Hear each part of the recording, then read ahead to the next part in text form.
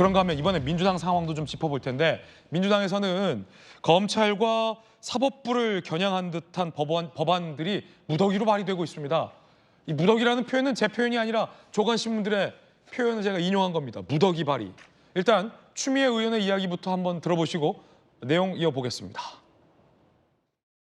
지금 판사들이 제대로 재판하고 있습니까? 이화영 재판에서 사법부가 독립되게 제대로 판단하고 있습니까? 그냥 자기 하고 싶은 대로 결론 내놓고 답정너에 증거를 맞춰가는, 조립해가는 그런 판사들의 태도를 보고 이것이 바로 판사 사찰 문건에서부터 시작됐을 수 있다라는 생각을 하게 됩니다.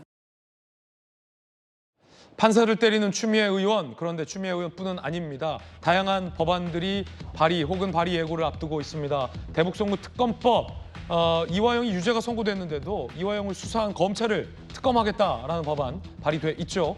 표적수사금지법도 발의하겠다라는 겁니다. 표적수사 의심 시에 판사가 영장을 기각해야 한다라는 사법부의 판단을 입법화해서 명시하겠다라는 겁니다. 상권분리에 위반된다는 지적이 나오고 있습니다. 수사기관 무고죄, 피의사실 공표금지법, 법 왜곡죄, 판사, 검사가 법을 왜곡하면 처벌하겠다라는 것도 검토하고 있습니다. 특히나 표적수사금지법 발의를 예고했는데 판사가 표적수사가 명백한데도 영장을 기각하지 않으면 저 법에 위반됩니다. 여당에선 입법 쿠데타다라며 비판하고 있습니다. 일단 여당의 비판 듣고 이야기 이어가죠. 우려하던 이 대표의 사법 리스크가 현실화되었습니다. 입법 쿠데타의 다름 아닙니다. 국정을 마비시키고 헌정을 농단하겠다는 엄포입니다. 법을 무시하는 무리한 정치 행보에서 쫄린 느낌이 수시로 터져나옵니다. 쫄리면 지는 겁니다. 2년 전 이재명 대표의 말씀입니다. 이 말을 그대로 돌려드리겠습니다. 이 대표의 독선적 리더십과 고집이 아무리 강해도 검찰과 사법부의 시계는 멈추지 못할 것입니다. 자, 쫄리면 진다.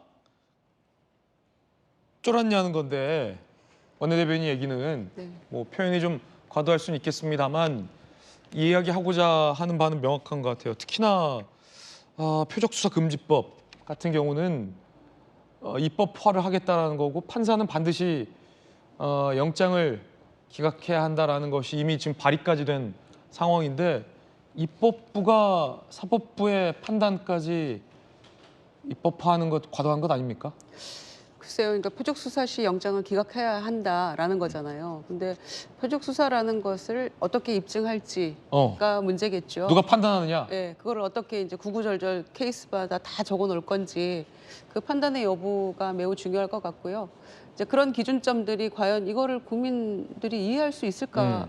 그런 점들, 그다음에 이게 과연 법적으로 성립이 가능한가라는 것들이 중요할 것 같습니다. 이게 과연 국회를 통과해도 대통령이 무조건 거부권 행사할 것만 같은 법이어서 좀 두고 봐야 될 것 같아요. 김 의원께서 보시기에는 이게 국민들이 보시기에 타당하게 이해하실 것 같지는 않다 이 말씀이신 거죠? 네. 기본적으로 사법부의 판단 저는 존중해야 한다고 생각하거든요. 그리고 항소심, 3심에서 다투는 게 맞지 표적수사라고 누가 딱 집어서 말할 수 있을까요? 그 기준을 정하는 것들이 굉장히 모호할 수 있기 때문에 정확하게 딱 구별할 수 있다면 뭐 문제 없겠죠. 그런가 하면 대표의 사퇴 시한을 폐지하다라는 당원당규 개정안도 결국 강행됐습니다. 당대표 등 대선 출마 시 1년 전에 사퇴해야 한다라는 규정이 사퇴 시한 예외가 있다라는 것으로 개정이 됐어요. 결국 개정됐어요. 이 대표는 저거 개정하지 마라라고 얘기했다라는 보도도 있었습니다만 개정이 됐습니다. 그리고 귀책 사유로 재보궐 시 무공천하겠다라는 것도 결국은 폐지했어요. 이미 유명무실화 돼 있다라는 지적은 있었지만 그것과 저걸 아예 폐지한다라는 것은 느낌적인 차이가 있죠.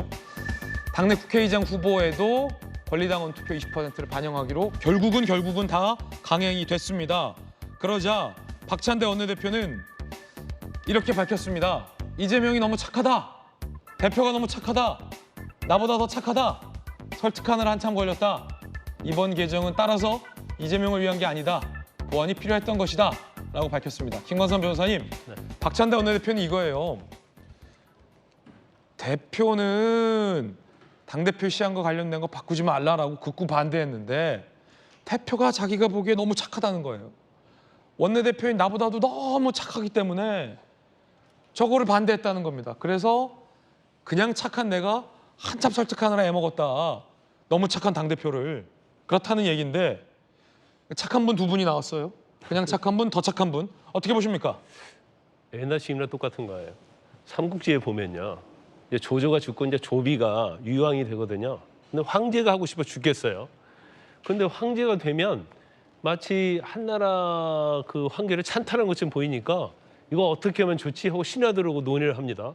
그러니까 왕께는 가만히 있으라고 우리가 주청을 드리겠다고. 그러면 거절하시라고 얘기를 해요.